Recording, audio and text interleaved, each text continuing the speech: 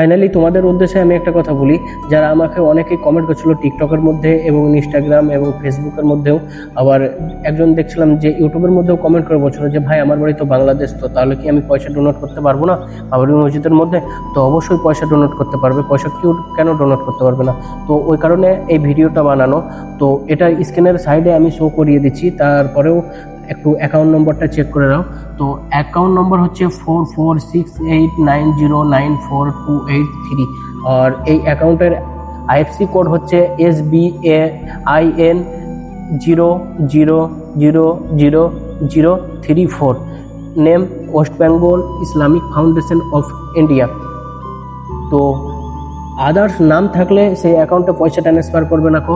তো আবারও অ্যাকাউন্ট নম্বরটা মিলিয়ে নাও, 4468909428 name West Bengal Islamic foundation of India.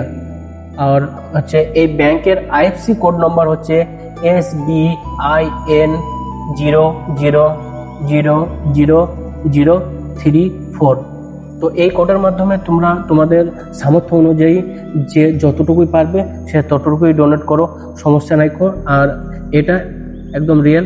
আর এটা বাদে অন্য কোনো যদি নাম থাকে তো সেই অ্যাকাউন্টে পয়সা ট্রান্সফার করবে না কো। এটাই একটা অ্যাকাউন্ট নম্বর। তো এই অ্যাকাউন্টটাই হচ্ছে আমাদের বাবরি মসজিদের যেটা মাস্টার অ্যাকাউন্টও বলতে পারো। তো এই অ্যাকাউন্টেই সব স্ক্যান অ্যাকাউন্ট, এটাই SBI ব্যাংকের অ্যাকাউন্ট। তো এটাতেই ডোনেট করো, কোনো সমস্যা নেই কো। আদার্স অন্য অ্যাকাউন্ট নম্বরে পয়সা ডোনেট করো না। আদার্স অন্য কোনো যদি নাম থাকে তবুও পয়সা ডোনেট করিও না। এটার নামই, এই অ্যাকাউন্টের নাম West Bengal Islamic foundation of India.